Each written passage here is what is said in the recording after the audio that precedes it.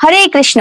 বৈদিক শাস্ত্রীয় নিয়ম অনুসারে জলশঙ্খ কিভাবে স্থাপন করতে হয়, ঠাকুর ঘরের কোন দিকে মুখ করে জলশঙ্খ বসাবেন, কোন মন্ত্র বলে শঙ্খে জল পূরণ করবেন, তো এই সকল প্রশ্ন নিয়ে আজকে আমরা এই ভিডিওতে আলোচনা করব।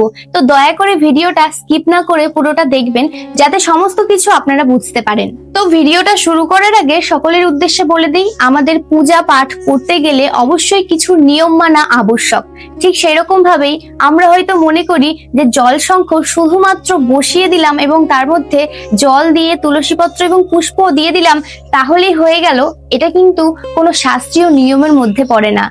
আমাদের বেশ কিছু শাস্ত্রীয় নিয়ম অনুসারে জলশঙ্খে জল পূরণ করতে হয় এবং তার মধ্যে তুলসী পাতা পুষ্প অর্পণ করতে হয়, আর তারপরে কিন্তু সেই জলশঙ্খ দিয়ে ভগবানকে আরতি করতে হয়। তো এই ভিডিওতে কিন্তু সমস্ত কিছু আপনারা জানতে পারবেন। তবে হ্যাঁ, প্রথমেই বলে রাখি, জলশঙ্খ কিন্তু কখনোই শুধুমাত্র মাটির ওপরে রাখা যাবে না। তাই জলশঙ্খ রাখতে গেলে আমাদের এরকম একটি ধাতুর বেদি ব্যবহার করতে হবে।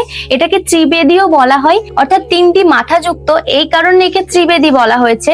তো এই ত্রিবেদীর ওপরে সর্বদাই কিন্তু জলশঙ্খ রাখতে হবে, আর জলশঙ্খের মধ্যে সর্বদাই শুদ্ধ জল রাখতে হবে।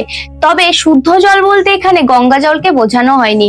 এমন অনেক জায়গা আছে যেখানে গঙ্গা জল নিয়ে এসে পুজো দেওয়া সম্ভব হয়ে ওঠে না। তো সেক্ষেত্রে আপনারা যে কোনো শুদ্ধ জল, টিউবওয়েলের জলও আপনারা ব্যবহার করতে পারেন। যারা বাড়িতেই মন্ত্র বলে গঙ্গা জল বানিয়ে নিতে পারবেন, তারা অবশ্যই গঙ্গা জল বানিয়ে সেই জলটা জলশঙ্খের মধ্যে দিয়ে আপনারা জলশঙ্খটাকে পূরণ করে নেবেন। তবে হ্যাঁ, জলশঙ্খের মধ্যে জল দিতে গেলে কিন্তু অবশ্যই আমাদের একটি মন্ত্র বলে তারপরে জল দিতে হবে, না হলে কিন্তু সেটা বৈদিক শাস্ত্রীয় নিয়মের মধ্যে পড়ছে না। তো মন্ত্রটি আপনাদেরকে বলে দিই। ওম নমঃ ভগবতে বাসুদেবায়। তো এই মন্ত্রটি 3 বার মুখে উচ্চারণ করে তারপরে জলশঙ্খের মধ্যে জল পূরণ করবেন।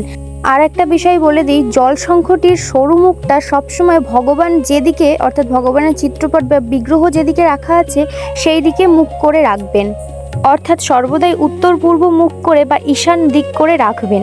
এবার আসি তুলসী পত্র এবং পুষ্প কিভাবে আমরা জলশঙ্খের মধ্যে দেব। জলশঙ্খের মধ্যে শুধুমাত্র তুলসী পত্র দিয়ে দিলাম আর পুষ্প দিয়ে দিলাম হয়ে গেল, এটা কিন্তু হয় না। এটা কিন্তু শাস্ত্রীয় বৈদিক নিয়মের মধ্যে পড়ে না। যখন আমরা তুলসী পত্র বা পুষ্প এই জলশঙ্খের মধ্যে দেব, তখন অবশ্যই আমাদের কামবীজ কাম গায়ত্রী মন্ত্র জপ করতে হবে। এবার যাদের দীক্ষা হয়েছে তারা অবশ্যই কিন্তু এই কামবীজ কাম গায়ত্রী মন্ত্র, যে গুরুর থেকে দীক্ষা গ্রহণ করেছেন সেই গুরু আপনাদেরকে প্রেরণ করেছেন, এবং সেই মন্ত্রটি 8 বার পর গুণে 8 বার জপ করবেন। আমি ভিডিও স্ক্রিনে দেখিয়ে দিচ্ছি কিভাবে আপনারা 8 বার জপ করবেন। তো পর গুণে 8 বার জপ করে আপনারা তবে তুলসী পত্র জলশঙ্খের মধ্যে অর্পণ করবেন। পুষ্পের ক্ষেত্রেও কিন্তু একই রকম নিয়ম। কিন্তু এবার কথা হচ্ছে, যারা দীক্ষা গ্রহণ করেনি তারা কি মন্ত্র বলে জলশঙ্খের মধ্যে তুলসী পত্র এবং পুষ্প অর্পণ করবে। অবশ্যই যারা দীক্ষা গ্রহণ করেননি তারা হরে কৃষ্ণ মহামন্ত্র 8 বার পর গুণে জপ করে তারপর কিন্তু তুলসী পত্র এবং পুষ্প জলশঙ্খের মধ্যে অর্পণ করবেন। তবে হ্যাঁ, আর একটা বিষয় বলে দিই, আপনাদের মনে প্রশ্ন আসতে পারে যে যখন জলশঙ্খের মধ্যে তুলসী পাতা দেব তখন কি সেই তুলসী পাতা চন্দন মাখিয়ে নিতে হবে? এক্ষেত্রে কিন্তু এই তুলসী পত্রে চন্দন লাগানোর দরকার নেই। এবার বলি কি করে আপনারা এই জলশঙ্খ স্থাপন করবেন। আমরা যখন যে স্থানে জলশঙ্খ স্থাপন করব সেই স্থানে কিন্তু অবশ্যই একটি ত্রিকোণ অঙ্কিত করে নিতে হবে। কিন্তু কিভাবে অঙ্কিত করবেন আমি আপনাদেরকে ভিডিওতে দেখিয়ে দিচ্ছি। তো প্রথমে যে স্থানে আপনারা জলশঙ্খ বসাবেন সেই স্থানে কিন্তু একটি ত্রিকোণ মণ্ডল অঙ্কন করে নিতে হবে জল দিয়ে, অন্য কোনো কিছু দিয়ে নয়, জল দিয়ে। কিন্তু আমি আপনাদের বোঝানোর জন্য সিঁদুর দিয়ে ত্রিকোণ মণ্ডলটা অঙ্কন করে দেখাচ্ছি। কিভাবে অঙ্কন করবেন, প্রথমে এরকম সোজা একটা দাগ টেনে নেবেন, তারপরে এইভাবে একটা দাগ টেনে নেবেন, এরপরে এই যে দুটো দাগ, এই দুটো দাগকে মিলিয়ে দিতে হবে।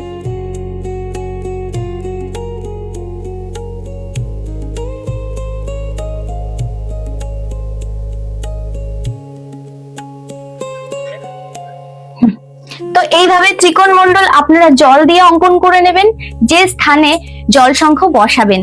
তো তো এবার এই ত্রিকোণ মণ্ডলের উপর আমরা জলশঙ্খটি স্থাপন করব, কিন্তু জলশঙ্খটি স্থাপন করার পূর্বে আমাদের এই মন্ত্রটি বলে নিতে হবে। মন্ত্রটি হলো ওং সুদর্শনাস্ত্রায় ফট, ওম সোমমণ্ডলায় ষোড়শকলাত্মনে নমঃ।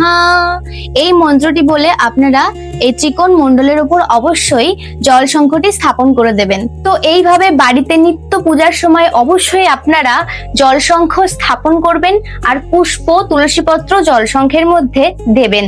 তো এই বিষয়টি যদি আপনাদের ভালো লেগে থাকে অবশ্যই লাইক কমেন্ট শেয়ার করে দেবেন আর চ্যানেলটাকে অবশ্যই সাবস্ক্রাইব করে দেবেন। আর এইরকমই নতুন নতুন তথ্য দেখতে অবশ্যই আমাকে কমেন্ট করে জানাবেন। হরে কৃষ্ণ, রাধে রাধে।